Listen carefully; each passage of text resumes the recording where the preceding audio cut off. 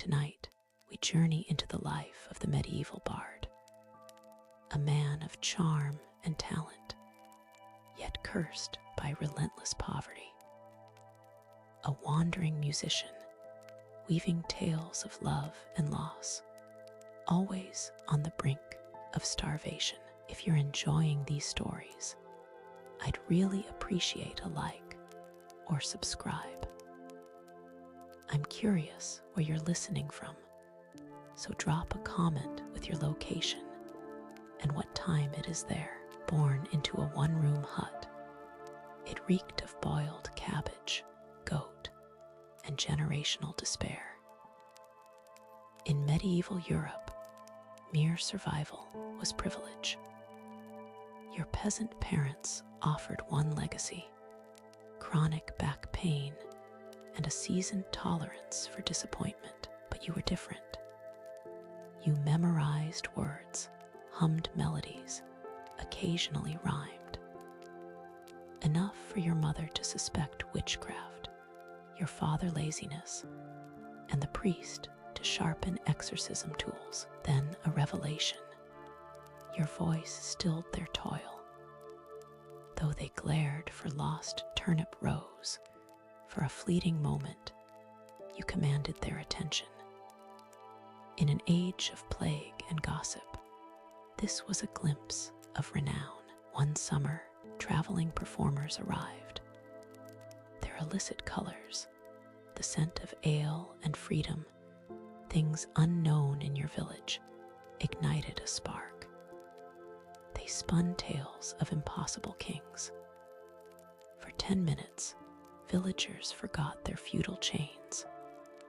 Then you knew this was your path, to sing from poverty, perhaps even to own shoes. Your parents disapproved. Your father offered the ancestral plow. Your mother suggested a monastery where hunger felt holy. But you yearned for art, adventure, and sustenance. You began with local tales: a barren cow, a man in a well. Laughter, a thrown turnip. Success. A passing bard heard you, taking you as apprentice. You saw ascent. It was a contract for endless walking, hunger, and rent unpaid applause. Your master, renowned, medieval for confidently unemployed, had you carry his lute, shine his boots, hum harmonies he'd claim. Theoretical food was your return. Apprenticeship began with a vital lesson: perform only when expectations are softened by ale. Your master waited until the third round, then sang a ballad of a duke's glorious fall. The crowd cheered. You clapped, partly for survival. Village to village, a life of stale bread, bitter soup, scant pity. Roads stretched, inns reeked of damp despair. Your master's snores shook the walls. Rain was constant, the lute protected before yourself. Instruments had value, apprentices did not. Each night, lug gear, tune strings, feign enjoyment of stale songs. Too loud, a smack, a forgotten lyric, a lecture. Perfection earned only not ready. Good nights brought coins, bad nights, unmarketable experience. Once, a farmer's chicken paid you had fled. Symbolic, your master called it. You learned rhythm, rhyme, and how to flatter pompous patrons. The golden rule emerged: confidence over accuracy. Project enough, and they believed you. After 2 years, freedom arrived. Your master, bored of feeding you, dismissed you with half a songbook, a broken lute string, and a pat. Alone, underpaid, unqualified, you were a bard. Months of rehearsal in barns, alleys, graveyards for acoustics. Your first solo stage, a tavern of smoke, sweat, and spilled ale. Your audience, you began your meticulously crafted ballad. 2 lines in, a burp echoed your chorus. A drunken request for goat songs followed. You pressed on, smiling through heckles, dodging thrown bread, breathing air thick with smoke and regret. A brawl erupted over your melody. The night yielded 3 copper, a headache, and the bleak truth: music was your only path. That night, you slept in goat-scented hay behind the tavern, cold, itchy, desolate. Yet, you had survived your own show. A technical success. You sought freedom, you found trench foot. The road, poetic in stillness, became pain with scenery.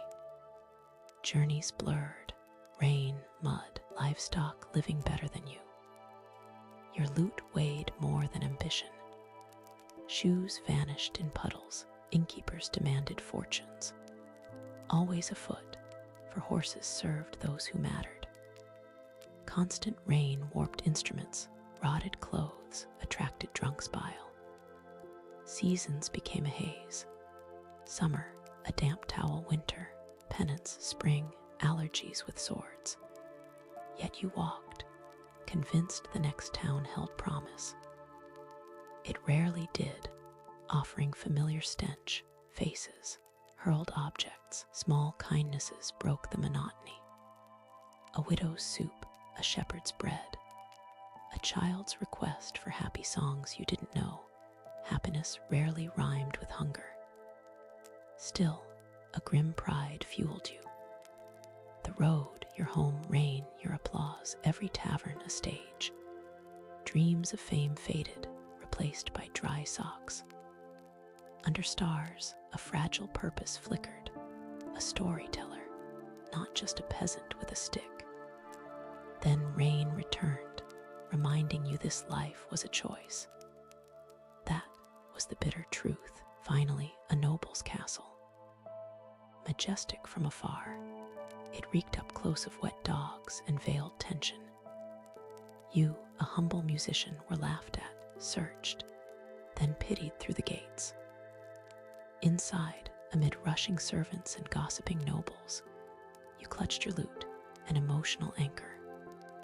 The Lord, a demigod of self-esteem, commanded performance.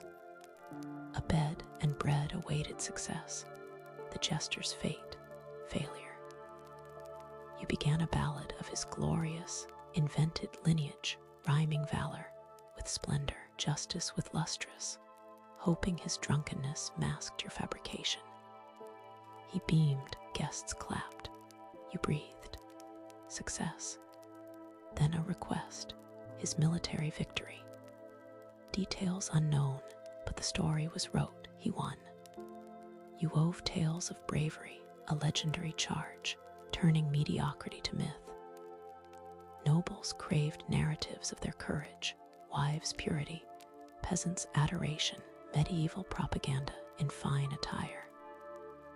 Your reward, by their standards, a loaf and indoor sleep. His wife praised your voice, his daughter sought love songs. His guards, however, envisioned your demise for both. Asterisk, asterisk, asterisk, dawn found you departing, purse thin, yet spirit soaring. You had navigated the court's treacherous currents, spun tales for coin, flattered without consequence, and crucially, kept your head.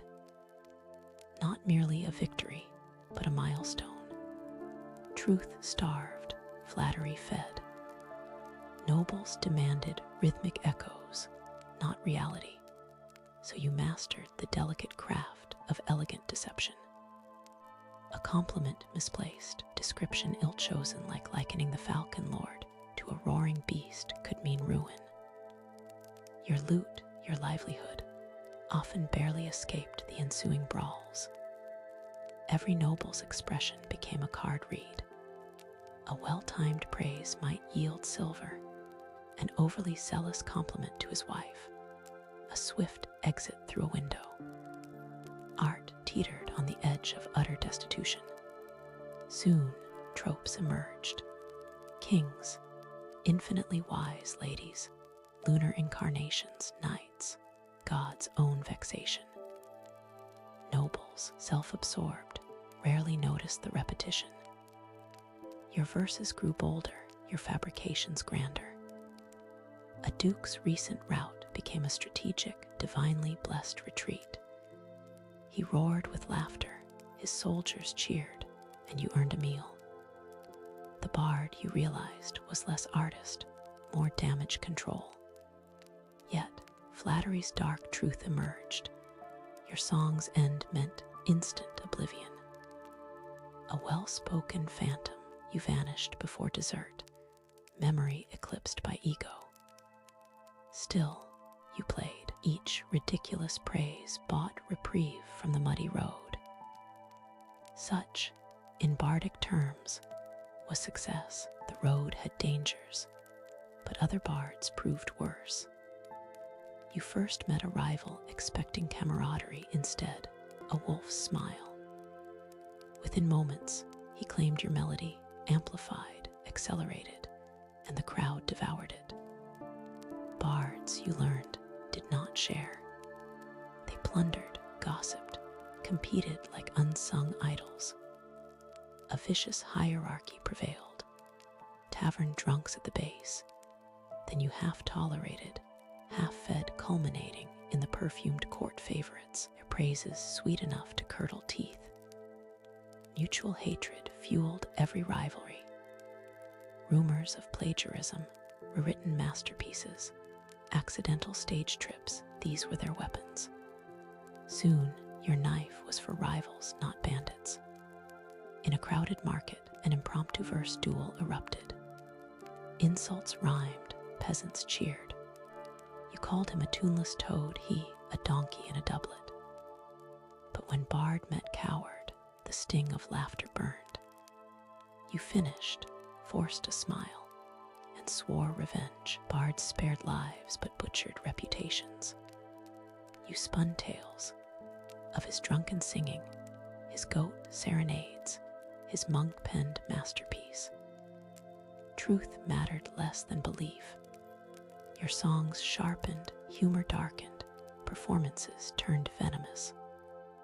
Love gave way to triumph your own, largely fabricated.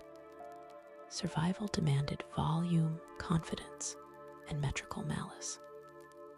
Welcome to the bardic battlefield. No swords, no shields, only rhymes and petty war. And you, finally, learned to conquer, bruised by duels. You sought solace among the common folk, honest peasants who appreciate true music. So you told yourself. Silence met your first notes, then a lone clap. A child cried, the farting monk.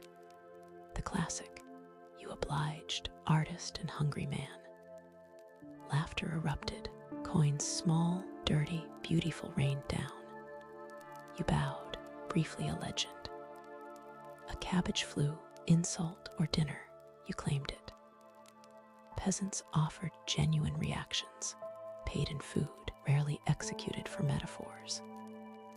Yet their whims shifted. Cheers turned to jeers if you mocked the wrong miller's wife. You learned to read the illiteracy of their faces, exchanging gossip for bread, jokes for ale, joining temporary bands. Not glamorous, but raw. No pretense, no titles, only laughter against the crushing dawn. Their praise, a fleeting warmth before the next day's toil. The church, however, viewed joy with suspicion. A smile, a dance, a moment of tax-forgetting mirth, all bordered on heresy. Your harmless love song, a knight and maiden, earned a priest's wrath, a moral ban spanning half the village. Flattered by your art's reach, you learned self-censorship. Songs became holy in sound, filthy in subtext. Double entendres slipped into psalms, eliciting peasant giggles, priestly squints. Symbolic, you'd claim, a word they loathed. Yet, the church's shadow was vast. Monks owned inns, bishops held land, you played when commanded. Solemn hymns of sin and damnation, half stolen from tavern tunes, earning approving nods. A friar's spiritual retreat proved 3 weeks of unpaid labor, copying hymns, scrubbing floors, feigning inner peace among humorless monks. Their silent blinks at your jokes hinted laughter was a forgotten sin. Yet, religion offered its own currency, eternal guilt. You survived by vagueness. Love became devotion, wine, holy joy, the girl in red, the Virgin Mary, if anyone asked. You departed the monastery kindly, but firmly, a wine jug lighter. Your lesson: the church forgave all, save originality, a sin you committed daily. Winter, an unwanted encore descended. Roads froze, inns swelled, lute strings snapped quicker than optimism. Trapped in a frozen village where entertainment meant watching soup boil, snowdrifts became fortresses. Survival became your sole art. Songs bought barn shelter, shared with beasts better fed. Cows, quiet and warm, were your kindest audience. Food, your new religion, every bread crumb a blessing. You played for leftovers, gratefully consumed, instantly regretted. A family of 7 once gave half a turnip bowl and fire warmth for a performance they slept through your season's highest praise. Evenings brought bone-deep cold, like unpaid rent. You spun tales to stay awake, grand courts, roaring laughter, feasts without sneezes. You recalled promises of fame, then pictured yourself frozen, a monument to artistic folly. Locals begged for spring songs. Your voice cracked, fingers ached, yet you conjured green fields and sunlight, an illusion that briefly held, then dissolved with a cough, a sputtering fire. Would you see spring? Quitting was no option, no plow, no prayer, no fight for you. Only music, the sole echo of life within you. Then spring arrived, and with it, nobles rediscovered their favored pastime, time wasting. A duke summoned you silver tableware, fog-like morals, a patron of the arts who never paid on time. Asterisk, asterisk, asterisk. After 3 days of travel, you reached the Duke's Hall, an immense structure of marble, banners, and well-fed servants. The Duke, a man of self-assured smiles, bids you perform. You launch into a song of honor, bravery, and destiny, the expected fictions. He nods, his wife yawns, his mistress toys with her wine. Your notes ring true, but it's irrelevant. Nobles merely endure music. Then, the inevitable, any funny ones. Your repertoire of clergy, goat, and execution humor is ill-suited. A safer jest elicits scattered chuckles. But the Duke remains stony, as if personally offended. He offers a compliment, a coin so worn it lacks a face. His wife requests a love song, his mistress more wine. His guards, however, suggest the exit. That night, in the servants' quarters, you craft an unheard anthem. O noble lord, so round of waist, whose humor hath no taste. Its soft hum amuses a chambermaid to the brink of dismissal. By dawn, a polite eviction. The Duke's decree, music that offends fewer people, leaving you with roughly 3 suitable songs. You depart, stomach empty, ego bruised, understanding the nobility, rich, powerful, and terminally allergic to genuine entertainment. At least the wine was good. Summer brings a new peril, the public festival. Whispers of a midsummer fair promise music, food, and paying patrons. You dream of glory, cheering crowds, perhaps even clean water. You should know better. The fair is pandemonium, jugglers, fire breathers, drunks, livestock, pickpockets, a chaotic symphony of desperation. The air hangs thick with sweat, roasted meat, and a subtle panic. Your stage, a precarious wooden cart, threatens collapse. Still, you tune your lute, adjust your ragged doublet, and declare this your moment. The crowd gathers, farmers, merchants, soldiers, children, and one man perpetually lost. You begin a heroic ballad, voice strong, fingers steady. 30 seconds in, a drunk noble demands humor. You attempt a mild jest, he laughs once, then demands a love song his wife forbids. A thrown mug finds your shoulder. A goat chews your cloak. You play on, a professional instinct. When wind hurls your sheet into a puddle, you improvise a lively dance. Peasants cheer, ale drenches your lute, and a brawl erupts. Half your audience deserts for the fight. Violence, it seems, has a better rhythm. Your set concludes to the applause of 3 children, a sleeping beggar, and the goat. Payment, copper scraps, a radish, and a promise of exposure, a humiliation less potent than street begging. You smile, bow, and limp off. That night, by the campfire, coins don't tally a meal.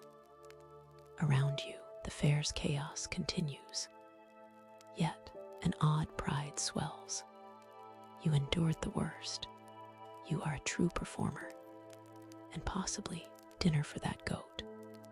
Fame abandoned, you seek humbler ambitions, a warm bed, an audience that refrains from throwing objects.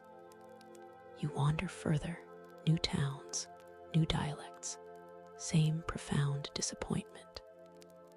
Every promise of opportunity dissolves into another tavern echoing with arguments over beer's origin. Your repertoire evolves. Gone are noble nights and divine love, replaced by odes to hangovers, terrible roads, and the universally identical innkeeper. The peasants embrace this poet of low expectations. The itinerant life settles into routine. Mornings begging for coin, afternoons walking. You encounter fellow nomads, jugglers, jesters, charlatans, a woman claiming chicken speech. By fireside, you share tales, feigning freedom, knowing you are all simply professionally homeless. Yet misery finds harmony in company. On fortunate nights, a receptive crowd laughs at your jokes, weeps at your laments, and even offers meager coin. Then the bailiff demands taxes. Owning nothing, your loot becomes collateral. Tears well, but he'd likely charge for the display. Reputation fades. You sing for all, lords, peasants, thieves, children. In rare moments, the audience quiets, the world stills, and you recall your genesis. You will not be rich, you will not be remembered. But in countless taverns, strangers will hum your melodies, nameless. Is that not something? Then again, so is scurvy. Still, you walk, for the next village, though potentially worse, offers novelty. The decline begins subtly, a string unwinding. Fingers ache before touching the lute, voice cracks in the cold dawn. The world feels heavier, roads longer, applause fainter. Songs shifted from dreams to survival. You tell yourself it's weariness, but you know the fate of old bards. They don't retire, they simply vanish, replaced by younger, sharper voices. You wonder if your melodies endure, or if they're already stolen, improved. Likely the latter. You still perform in smaller taverns for thinner crowds, tips more symbolic than sustenance. Once, laughter-filled halls, now a glance from an ale drinker is a triumph. Old verses recycle, forgotten enough to seem new. One winter night, your voice fails mid-chorus. You cough, laugh it off, but the sound feels alien. The oblivious crowd drinks on. You finish from habit, bow from pride, leave from necessity. Alone by a dying fire, lute in lap, breath visible. You recall your first performance, a terrified boy, off-key, pelted with chicken bones. You envy his naivete, his belief in a destination. Now you know the truth. This life leads nowhere. But it doesn't need to, you sang. You offered fleeting respite from misery, turned hunger to humor, loneliness to rhythm. A rasping, ridiculous laugh escapes, echoing into the dark. Morning brings the road, but not for you. Yet somewhere, a tune will linger. You vanish quietly, as bards do, replaced by another, younger, worse. Life flows on. Weeks later, a traveler hums your melody by a river. Nameless, it endures, passed to a farmer, then his daughter, then her child spinning wool. The tune twists, softens, survives. Centuries pass. Your name, if ever written, is misspelled. A monk copies your verse, claiming anonymity, ruining the rhythm. Still, your words live, half forgotten, woven into ballads by those who know nothing of your story. This is your legacy. Not fame, not fortune, but endurance, a ripple in a muddy pond, reaching the ocean. The nobility you flattered are dust. The dukes who underpaid, forgotten names. Priests who condemned your songs now oversee choirs echoing your melodies. The peasants were your true audience, their laughter, their silence, those brief joys, your cathedral, your sermons. Your lute rots, bones turn to soil. But somewhere, a stranger sings of a night, a fool, a tavern, the rain, and the rhythm will feel familiar.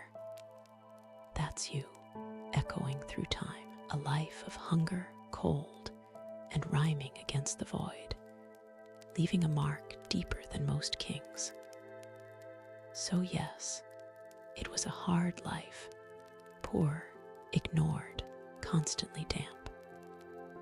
But when the world forgot your face, it remembered your voice. For one who lived on applause and lies, that is no bad afterlife. Asterisk, asterisk, asterisk. In Carthage, women were not shadows, but pillars. They pulsed with the city's rhythm, as vital as temple incense. From birth, a girl learned balance, piety and pride, obedience and command. Her mother could be a merchant queen managing an estate, or a priestess guiding sacred rites. Unlike Greece, Carthaginian women owned land, signed contracts, managed trade and slaves. They were silent architects, guardians of fertility, prosperity, and fate. Her symbol, a triangle body, circle face, arms raised to heaven, was carved in ivory and clay. Women whispered hopes to her, a husband's safe return, a child's survival, a bountiful harvest. Their faith, no meek plea, was a daily pact between mortal and divine, sealed with oil and fire. In Carthage's narrow streets, women's footsteps were as constant as dock merchants' cries. Draped in Tyrian purple or ochre linen, their presence showed both refinement and resolve. The city respected them, symbols of creation and endurance in a world poised between prosperity and peril. Before generals and war elephants, these women, unseen by loudest chroniclers, shaped Carthage's quiet greatness, guided by the Punic sun. While Carthaginian men sailed for tin or gold, women ruled the home, not in silence. Wives became estate sovereigns, overseeing harvests, negotiating trade, managing wax tablet accounts. Once, a well-born woman ran her household as a miniature kingdom. Efficient, profitable, loyal. In walled courtyards, they directed servants, arranged marriages, nurtured children. Wealthy families lived in limestone villas with painted walls, columned gardens, fed by ingenious Punic water channels. The mistress commanded authority second only to her gods. On a husband's return, she presented ledgers of grain and olive sales. Her competence often outshone his. The household was sacred, mirroring Tanit and Baal Hammon's divine order. Tanit gave fertility and domestic wisdom. To keep her favor, women performed monthly rites, burning incense, pouring oil, offering honeyed cakes, acts both economic and spiritual. Their hands, though not always robed in purple, kept Carthage alive, spinning linen, preparing dyes, bartering for figs and fish. Their labor, as vital as any soldier's, sustained the city's heartbeat. Foreign visitors, Greek or Roman, found Carthaginian women's public business or temple management scandalous. Yet, in Carthage, it was custom. The Punic worldview saw no contradiction between femininity and authority. A woman's home was not confinement, but command. Beyond it, many served the goddess. Tanit's priestesses were the city's spiritual heart, guardians of ritual, keepers of sacred fire. Draped in white linen, faintly blue veils, they moved through marble temple courtyards, living embodiments of purity and authority. Tanit's cult was active. Priestesses presided over ceremonies binding city to gods, birth, harvest, protection. They offered incense and libations to the moon, trusting Tanit for safe sailors and fertile lands. When the crescent rose, their hymns soared from temple terraces, like smoke from sacred lamps. Their duties, mystical and administrative, included overseeing temple property, managing lands, recording offerings. They received gold, grain, textiles, redistributing to the poor or maintaining precincts. As intermediaries, they advised magistrates on omens for trade or war. In a society of contracts, their spiritual counsel held real political weight. Initiation selected noble girls for intellect and composure, training them in hymns, rituals, sacred law. Some remained celibate, others married high-ranking men, continuing priestly duties. Their lives were not cloistered, but stood at faith's intersection with power, reminding Carthage its strength flowed from divine and feminine sources. Outsiders, especially Greeks, were unsettled by these women commanding temples, interpreting signs, speaking publicly. They called them witches, unable to comprehend female sacred authority. But in Carthage, no one questioned it. Tanit's priestesses were the goddess's voice. Serene, inscrutable, eternal, they guided the city's fate beneath her moonlit gaze. Carthaginian religion was not gentle, nor were its rites. Tanit's women lived at life's brutal crossroads, guiding rituals of birth and loss. Every ceremony bore joy and fear, for gods gave life and could reclaim it. At childbirth, Tanit's priestesses were invoked. Offerings of milk, honey, and oils secured divine protection. Mother's survival was never guaranteed. Childbirth, sacred but perilous. To appease Tanit, families promised gifts: rings, amulets, infant figurines filling sanctuaries, silent witnesses to divine mercy. Death, too, was ritualized. When a child perished, families turned to Tanit. Some remains buried in the Tophet, a vast open-air sanctuary where urns lay beneath stelae carved with Tanit's symbol: triangle, circle, outstretched arms. For ancient Carthaginians, these acts ensured cosmic balance. Women played crucial roles, preparing bodies, anointing, wrapping in linen, leading mourning chants. Death was not private, but a communal acknowledgement of Tanit's power over destiny. Priestesses presided with calm precision, their chants rhythmic, gestures ancient. To outsiders, these rites seemed barbaric. Roman writers recoiled at infants offered to gods, painting Carthage as monstrous.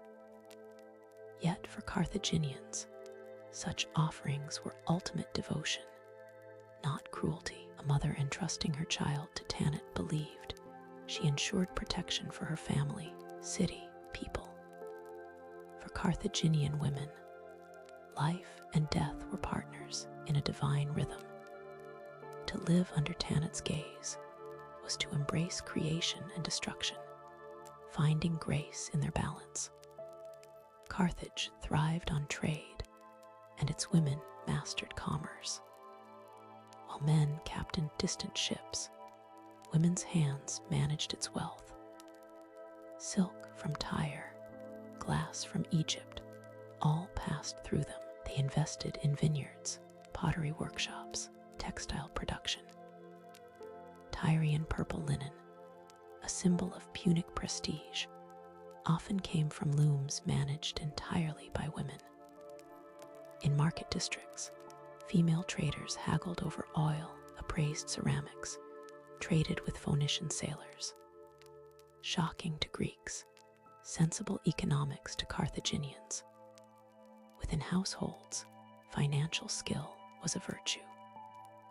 Women kept ledgers, tracked temple tithes, ensured offerings to Tanit and Baal Hammon. Prosperity required divine maintenance.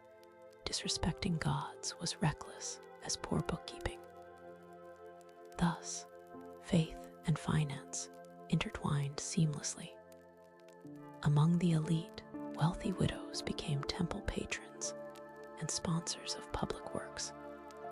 Their names appeared on stelae, rare in the ancient world, acknowledging donations to sacred precincts and civic projects. Asterisk, asterisk, asterisk. Elite Carthaginian women commanded respect. Their wealth intertwined with piety and leadership. A fortune managed with prudence was seen as Tanit's blessing, a tangible sign of divine favor. For the lower classes, trade became survival's sharpest tool. Fishermen's wives sold salted fish at dawn, their calls joining the artisans' wives, weaving baskets for desert caravans, and elderly widows tending bustling street stalls. The ceaseless hum of female voices filled the markets, the rhythmic, steady, unbroken heartbeat of Punic Carthage. In a city where both profit and piety were worshipped, women mastered this delicate balance. Their silver bracelets jingled like coins. Their whispered prayers rose with the curling smoke of incense, together sustaining the divine economy that enriched Carthage. For them, money was never greed.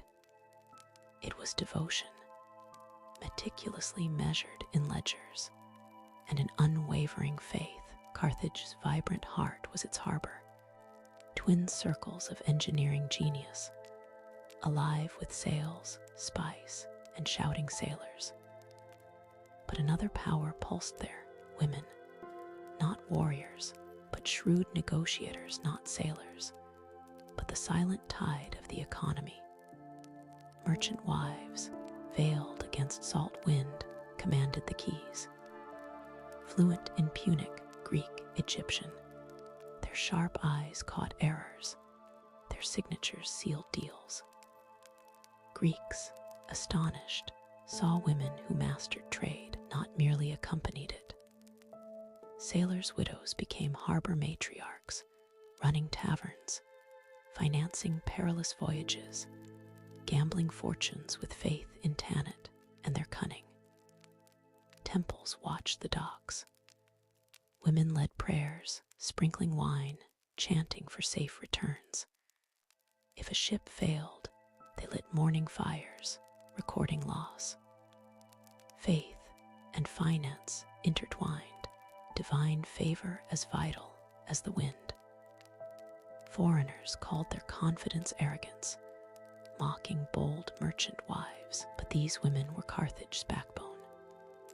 Every caravan, every galley, owed its success to their calculations, rituals, or quiet endurance. Not kings, but the harbor's matrons kept Carthage afloat. Beneath tar and salt, their presence lingered, commanding, calculating, unyielding as the sea itself.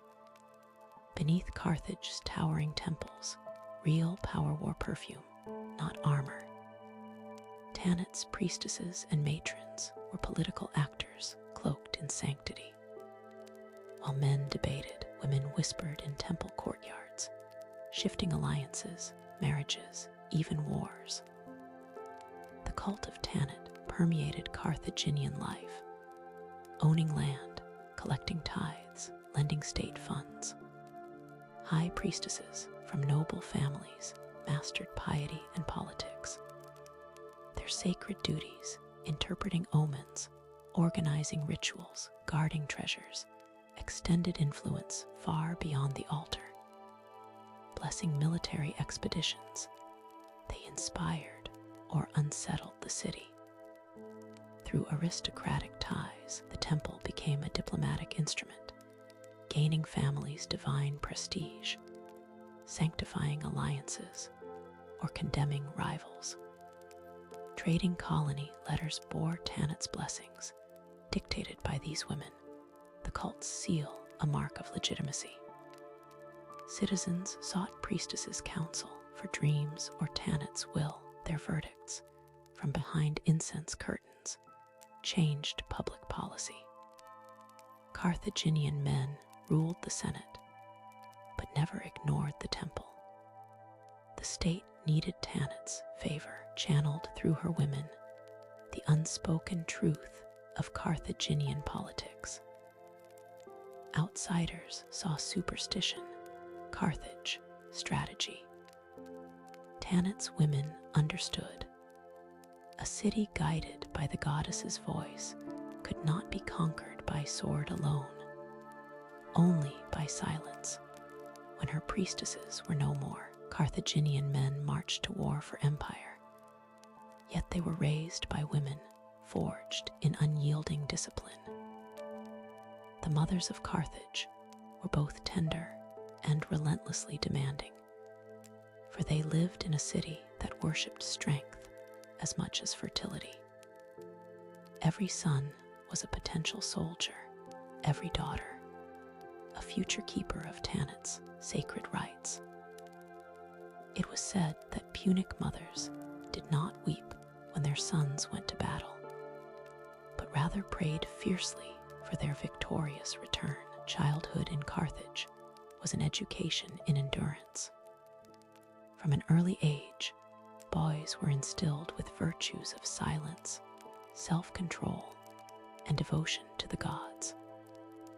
Their mothers oversaw these lessons with a strictness that surpassed any tutor. A lazy child could expect not indulgence, but swift correction. To raise a weak son was a dishonor, both to the family and to Tanit, who valued courage above fleeting comfort. When war came, and it always did, the women of Carthage prepared their homes like fortresses. They packed vital supplies, gathered sacred offerings, and made sacrifices for safe return. But when news of defeat arrived, as it did after the Battle of Himera or the long Roman sieges, they bore it with the same stern dignity as victory. Do not weep, an ancient proverb recorded by Roman chroniclers declared. They melted jewelry for weaponry. Appian recorded them toiling beside slaves and soldiers, their fury a match for flame. Tanit's cult blessed such defiance. To serve the goddess meant embodying resilience, to birth, nurture, and sacrifice for the greater good.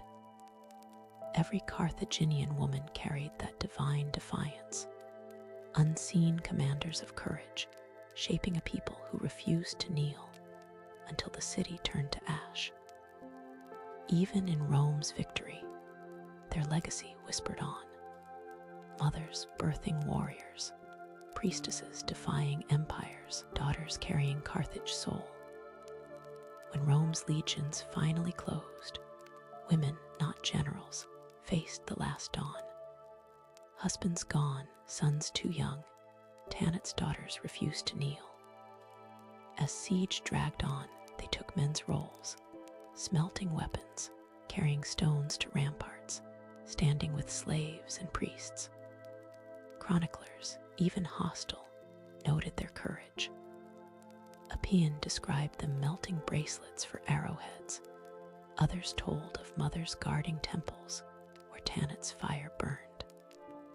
Inside, priestesses prayed, their chants mingling with Roman siege engines. Incense and blood filled the air, an offering. When walls breached, the city burned, transforming destruction into devotion. To Romans, conquest; to survivors, consecration. Led away in chains, Carthaginian women carried fragments of Tanit's symbol, triangle, circle, outstretched arms, carved on stone or clay. Tanit had promised protection, and in a way, she kept it. Carthage died, but her women ensured she would never be forgotten. Their courage outlasted flames. Their faith outlived empire. Long after ashes cooled, Tanit's symbol still marked desert stones, the eternal print of women who, facing annihilation, chose to burn as offerings rather than bow as slaves. Boudica saw the alliance as a silver leash. When King Prasutagus died in 60 CE, his will divided the kingdom between his daughters and Nero, a gesture of loyalty ignored.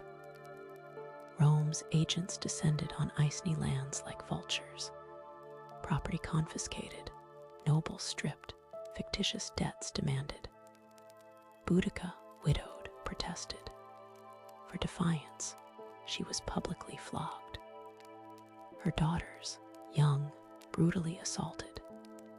The Iceni faced enslavement, fields seized, sacred groves burned. Meant as punishment, it became prophecy. Boudica rose, no longer humiliated, but an avenger. Her pain, fire, her shame, strategy. Rome thought they'd crushed a woman, they'd awakened a storm. She gathered her people, calling the oppressed Trinovantes, Cornovii. Beneath sacred oaks, she swore vengeance. Rome's legions would bleed for every lash, insult, tear. Britain would burn, she would lead its inferno. Rome's arrogance proved its undoing. Across Britannia, resentment simmered like peat fire, hidden yet unstoppable. Years of confiscated land, disarmed warriors, mocked gods, fueled tribal fury. Smiths melted Roman plowshares into blades. Boudica rode, no luxurious queen, but a warrior in furs and bronze. She raised her spear, invoking Andrast, Celtic goddess of war. Legend claims she released a hare, an omen flying towards Rome's doom, unleashing her warriors' frenzied roar. Word spread like wildfire. The brutalized Trinovantes of Camulodunum and distant tribes scarred by Roman taxes joined. Rebellion swelled like a tide. Drums sounded, fires blazed on hilltops, defiance signaled by smoke. Rome was unprepared. Governor Suetonius Paulinus campaigned in North Wales, crushing Mona's druids. Legions occupied. Few officials guarded eastern settlements. They scoffed at Celtic unrest. What threat could a grieving woman pose to Earth's most disciplined army? Then came the first strike. Boudica led her army, perhaps 100,000 strong, to Camulodunum, symbol of Roman oppression. Its colonists, veterans on stolen land, built a temple to Claudius demanding upkeep. For Britons, not worship, but stone-carved insult. As her warriors descended, Romans found no walls, no reinforcements, no mercy. Rebellion had begun. Britannia would never be the same. Camulodunum, a perfect target, arrogant, undefended, built on stolen Iceni and Trinavante lands, it showcased Rome's civilization, paved streets, marble, a Claudius temple. To Britons, a fortress of humiliation. To Boudica, her vengeance's first name. At dawn, thousands marched.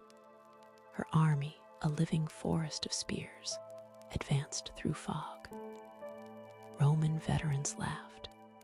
They had walls, discipline, they thought, but no army, no time.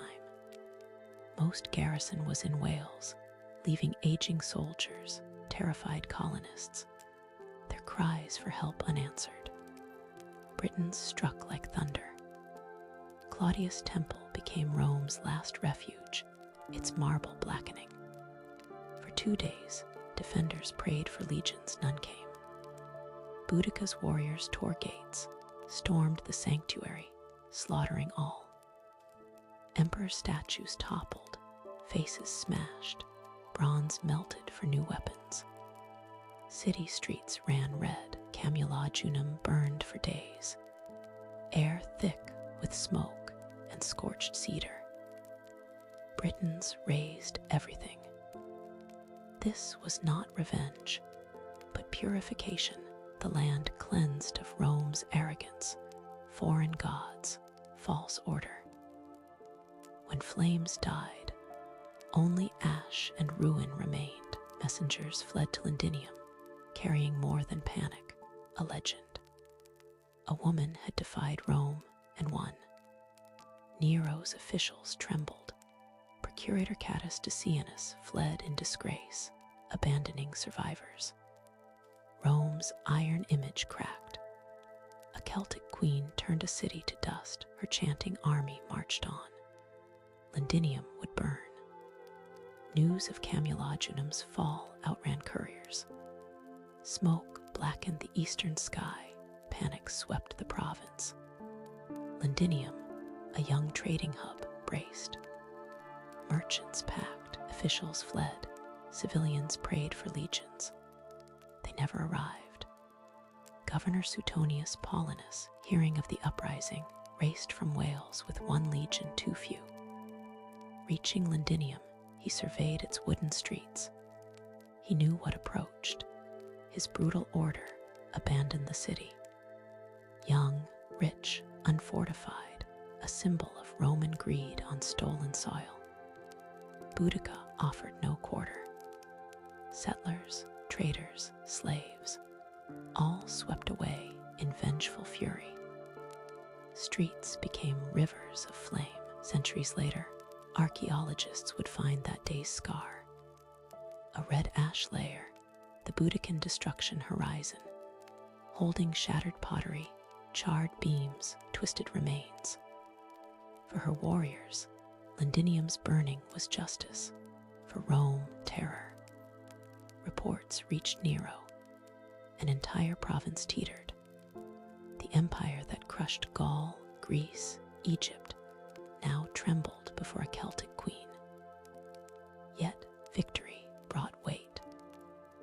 Boudicca's following swelled to 200,000 tribesmen, farmers, freed slaves. But numbers brought chaos. Discipline faltered, supplies dwindled. Verulamium, the prosperous Roman town that had scorned her people, awaited its fate.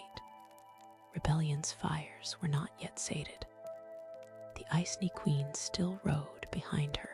The island itself seemed to rise. After Londinium's ashes cooled, the rebellion turned north to Verulamium, a Romanized town on ancient tribal lands. Rome's symbol of progress to Boudica, another wound on Britain's flesh. Her hundreds of thousands advanced, an unending tide. Villages once Roman now raised her banner. Verulamium's citizens heard rumors, saw horizon smoke, met refugees. Many trusted walls Roman authority. It failed. Their fury was not blind chaos, but generational rage. Enslaved families, confiscated lands, desecrated gods. With their queen, vengeance ignited. Flames engulfed the city, collapsing timber mingling with warrior cries. Roman chronicles called it massacre. To Britons, it was justice repaid.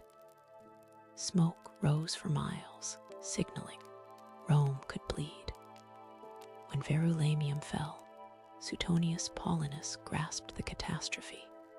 Camulodunum, Londinium, Verulamium erased. Tens of thousands dead. Nero's advisors whispered of abandoning Britain.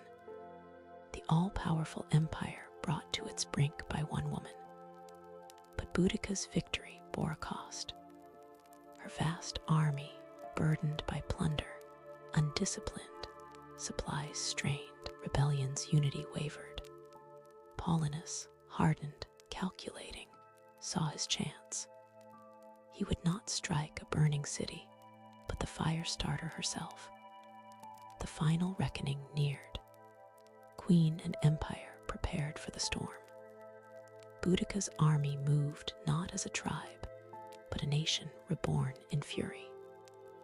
Warrior columns stretched for miles, drums echoing through valleys. The queen rode her chariot, daughters beside her, their scars visible reminders. Her hair streamed like fire, her spear glittered like lightning beneath the gray British sky. Asterisk, asterisk, asterisk for her followers, Boudica was Andraste incarnate.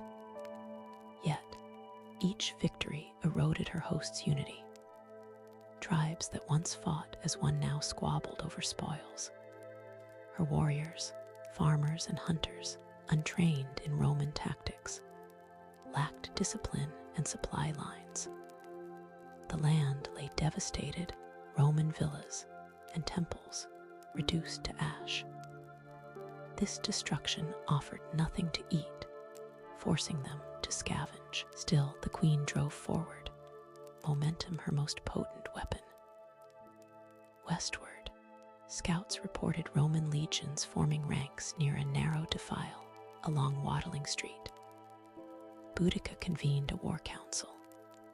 Her chieftains, fervent, pressed for attack, convinced the gods still favored them.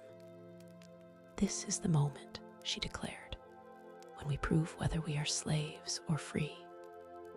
Before dawn, her vast army assembled men, women, even children, all drawn into the rebellion. Behind them, a great ring of wagons held plunder, prisoners, and families who had come to witness Rome's collapse.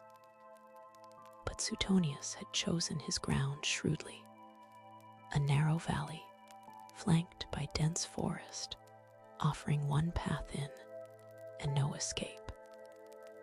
The queen's burning fury had led them here. The coming battle would etch her name in either triumph or eternal vengeance. As dawn fractured the mist over Watling Street, destiny hung heavy. Boudica surveyed the narrow valley a trap, to her salvation, to Suetonius Paulinus. His legions, outnumbered 20-1, held iron discipline. Forests guarded their flanks. A single road funneled the Britons into the empire's maw. Boudica, her daughters beside her, rode her chariot before the throng.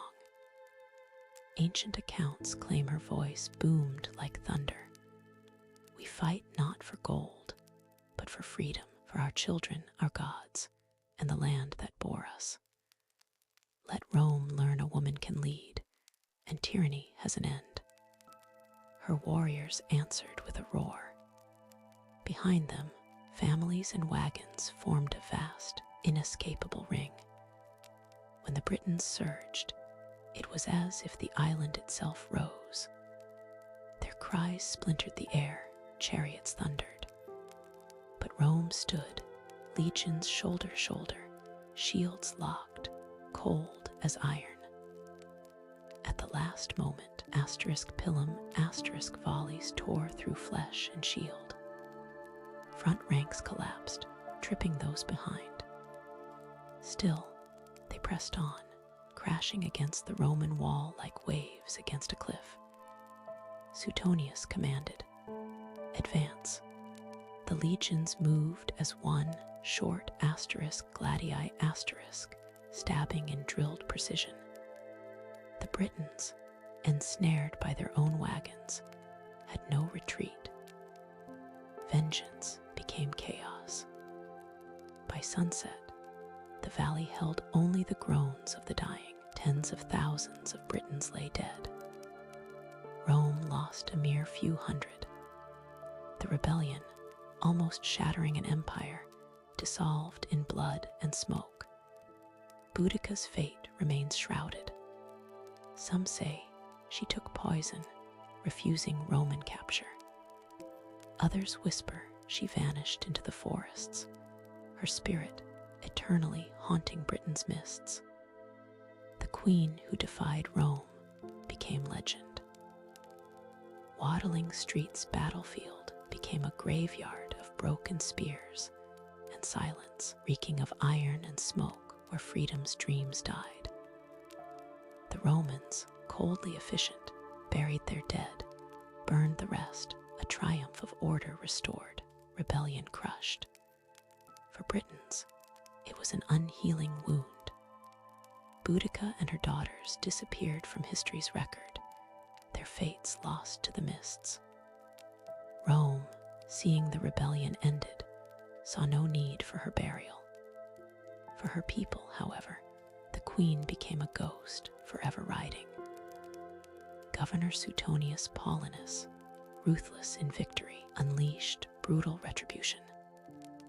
His soldiers ravaged the land, burning villages, enslaving survivors. Fields once tended by Boudica's army now lay wild, haunted by memory. Even Emperor Nero considered abandoning Britain, realizing empire's cost exceeded gold. Yet, in defeat, Boudica achieved what no warrior before her had. She forced Rome to hesitate. The empire questioned its reach. Subsequent Roman governors ruled with new caution, rebuilding cities, but also erecting shrines to local deities, a respect born of fear. Among the tribes, songs replaced swords. Bards sang of the flame-haired queen who rose from humiliation to challenge the world's greatest power. Her legend, spread from campfires to chronicles, transcended woman and warrior. She became an idea. Centuries later, Rome could not erase her name. The empire she defied turned to dust. But Boudica's legend still burns, fierce and unbound in history's heart. Boudica's rebellion died, but her legend persisted. Rome won the battle, yet failed to erase the memory of the woman who shook their empire. In the uprising's aftermath, Romans rebuilt, paving roads over the fallen. Still, every soldier in Britain recalled her name, the queen who made even Nero tremble. For the tribes, Boudica transcended royalty, becoming a symbol of freedom, vengeance, and defiance. Around misty campfires, storytellers whispered of her flame-like hair, storm-cloud eyes, and the day she nearly shattered Rome's iron grip. To her people, she had not died, but ascended, a warrior spirit eternally guarding Britain's green hills. Roman chroniclers, despite being enemies, immortalized her. Tacitus lauded her courage. Cassius Dio depicted her as terrifying yet majestic. In their words, meant to caution, she emerged as more than mortal, a fierce, just contradiction. Rome made her a martyr, and martyrs never fade. Centuries later, as Roman power waned, Boudica's story endured in whispers and manuscripts, reappearing whenever tyranny threatened Britain. In the Renaissance, she rose in art and poetry, not as a barbarian relic, but as Britain's first mother of freedom. The Victorians, ironically, recast her as an icon of empire. Today, a bronze Boudica by the Thames, chariot rearing, spear raised, overlooks the very ash layer, the Boudican destruction horizon, where she burned London. Her rebellion failed, but her message resonates. Even the mightiest empire can be swayed by one woman's will. Her victory lay not in cities conquered, but in courage remembered.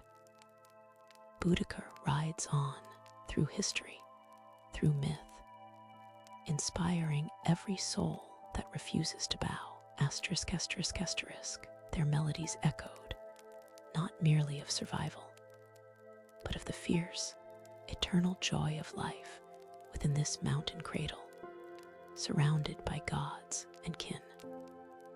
With spring's first breath, messengers rode through the highlands. Horns sounded from hilltops, echoing the call. The great gathering had begun. From every corner of what is now Kosovo and northern Albania, Dardanian tribes migrated towards sacred meeting grounds. Wagons laden with barley, smoked meat, and wine began their slow ascent. Warriors, bronze weapons gleaming with ancestral pride, joined the flow. Clan banners, bearing wolves, eagles, and serpents, streamed from every valley, transforming passes into rivers of color and song. They converged on the great plateau near Alpiana, where elders built stone circles and lit eternal torches. The deep, primal rhythm of drums, a heartbeat, summoned every Dardanian home long before the first feast. This was more than festivity, it was ancient diplomacy.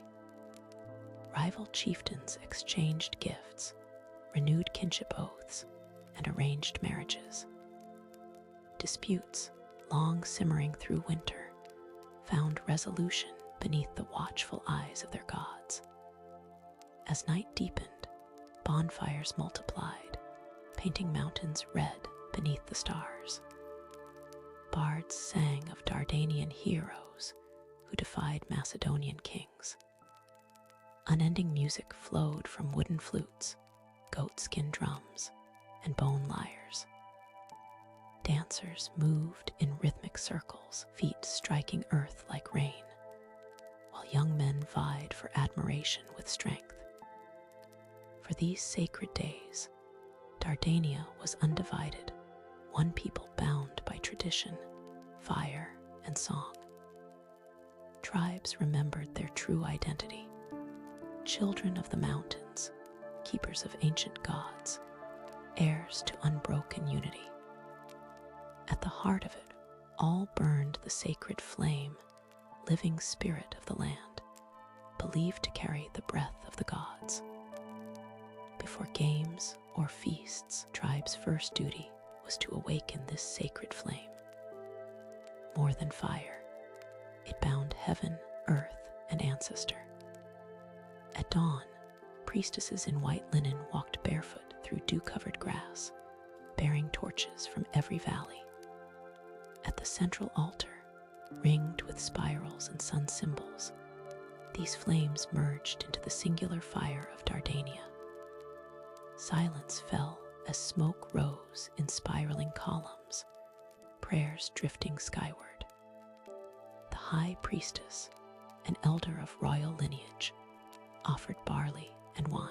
Animals, sheep, goats, doves were sacrificed, their blood consecrating the ground, binding tribes in shared faith. This flame would never die. Young women maintained its vigil, feeding it with resin and oak for its fading, a divine curse.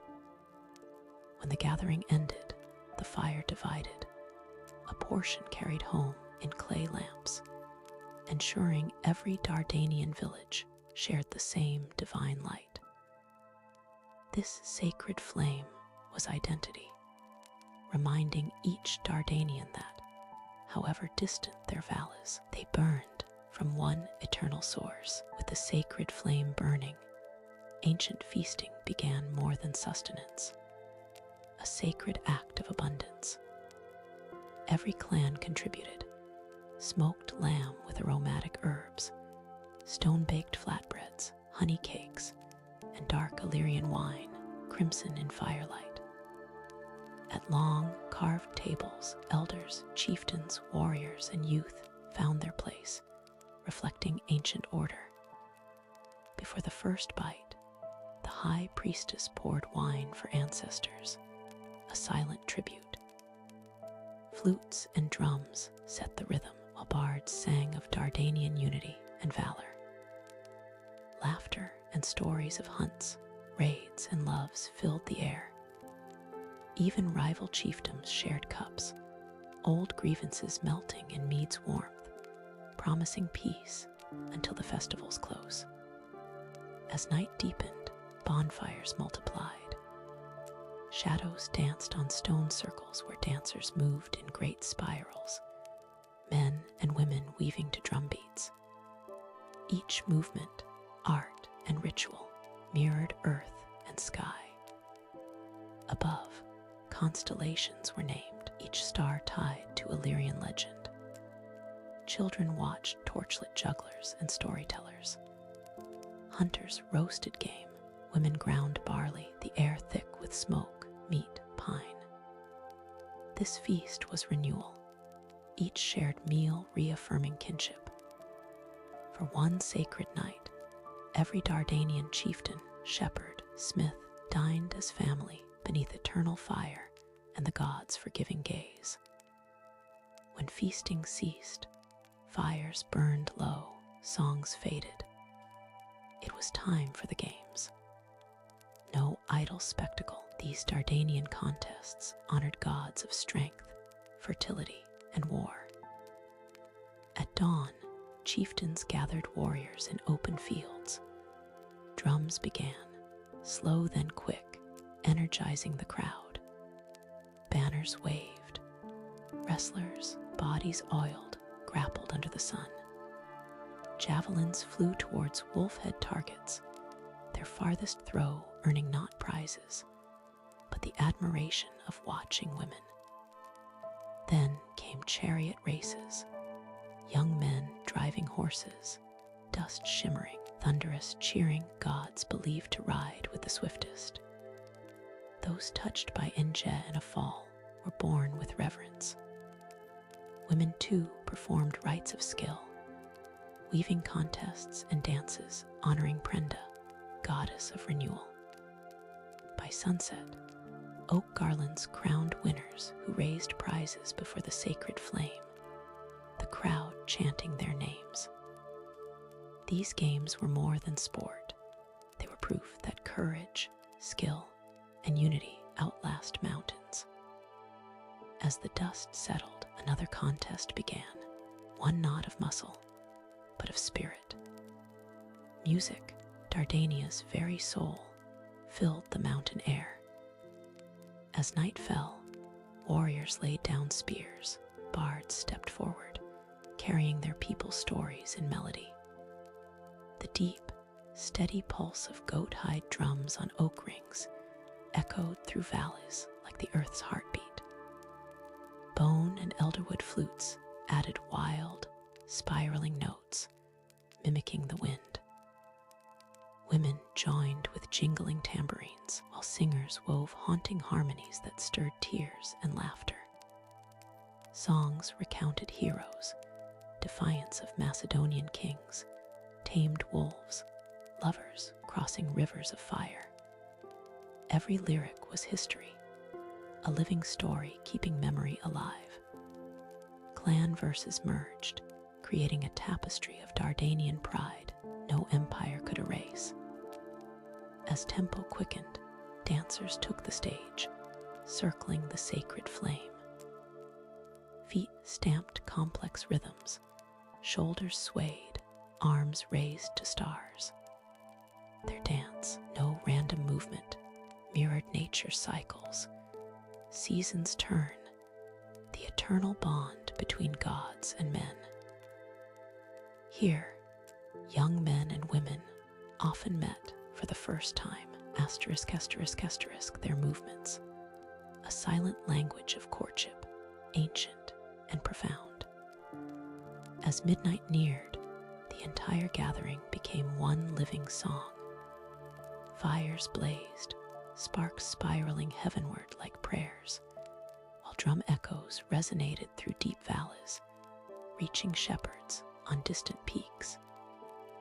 In those moments, Dardanians felt immortal, their voices a harmony no storm, no war, no passing empire could ever silence.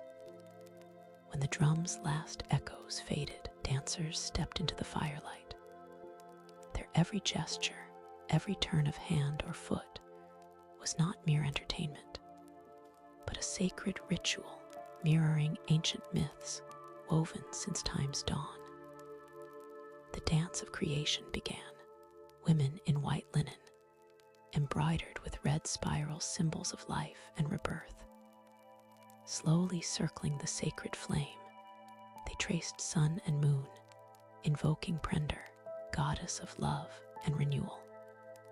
Their arms rose and fell, mimicking the season's rhythm, as the crowd joined in, chanting softly in the old tongue.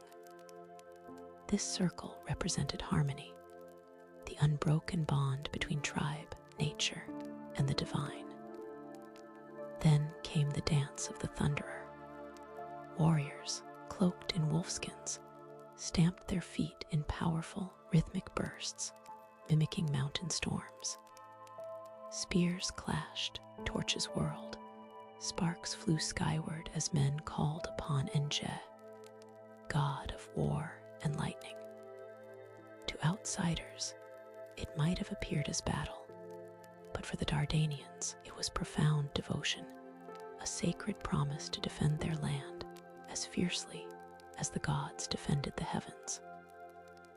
As the tempo quickened, men and women wove together in intricate patterns, symbolizing balance, strength and beauty, passion and peace. Children tossed flower petals into the air, the scent of mountain herbs mingling with the smoke of sacred fires. By midnight, thousands moved as one vast circle beneath the stars. It was said that during this dance, ancestors themselves joined, invisible feet echoing in the earth. Fires reflected in every eye for a moment, living and dead, human and divine, were bound in the same eternal rhythm. As the dance concluded, silence descended. Only the sacred flame crackled, the persistent heartbeat of Dardania, burning strong beneath the endless mountain sky. With dawn's first light, music softened, yielding to the festival's most sacred rites, those of fertility and renewal. These were not mere celebrations of harvest or birth, but ancient vows binding earth, gods, and people broken balance. Dardanians believed every seed, every newborn lamb, every drop of rain was tied directly to their faithfulness in these rituals. At sunrise, priestesses of Prender, goddess of love and fertility, emerged from their temple tents beside the sacred flame. Wreathed in wildflowers, they carried bowls of milk and honey offerings to awaken the earth, spoken in the language of the gods. Following these tributes, young, newlywed couples came forward, seeking blessings for fruitful unions. Priestesses tied red threads around their wrists, a symbol of protection and enduring life. As drums resumed, the couples danced barefoot in the grass, circling the sacred fire, their movements mirroring the field's growth, the season's eternal turn. Children, too, played their part, scattering grain seeds into the wind, an act both playful and deeply divine, ensuring a rich harvest. Even the warriors participated, washing their hands in spring water, cleansing themselves of blood to prepare for peace. At midday, priestesses raised their hands to the sky, invoking Dapperter, the Sky Father, to bless the land with rain. A stirring breeze, gathering clouds, brought forth a roar of cheers proof. They believed that the gods had accepted their gifts. The rites of fertility were less about indulgence, more about harmony, a recognition that every heartbeat, every stalk of wheat, every child born beneath these mountains was part of one endless circle. For the Dardanians, to honor life was to honor the divine itself. As the festival's final night waned, the fires that had burned for days began to dwindle. The air thick with pine smoke, roasted meat, and the faint sweetness of spilled wine. It was time for the farewell to the flame, the closing rite marking celebration's end, yet deeply rooted in renewal. A sacred promise. The god's fire would now live within every Dardanian home, every hearth, every heart. Before dawn, the high priestess, flanked by wolf-furred elders, approached the eternal sacred fire. Raising her staff, carved with spirals symbolizing eternity, she spoke to the assembled crowd. She offered thanks to Dapperter for his strength, Prender for her blessings, and Nje for the courage that bound the tribes. Then she declared the flame must return to the people. One by one, each tribe stepped forward, bearing clay lamps and torches. From the great fire, the priestess ignited their individual flames, bestowing blessings of protection, fertility, and peace. As tribes bowed, holding their new flames high, a unified chant thundered across the valleys. 1,000 small fires spread across the hillsides, shimmering like stars fallen to earth. With sunrise, the great central fire was finally allowed to die. Priestesses covered its ashes with earth and flowers, sealing them beneath stones engraved with ancient runes. The people wept, not in grief, but in sacred reverence. What had united them under one sky would now reside within each Dardanian household. Before departing, the bard sang one final, slow, haunting melody, a song of life's eternal cycle.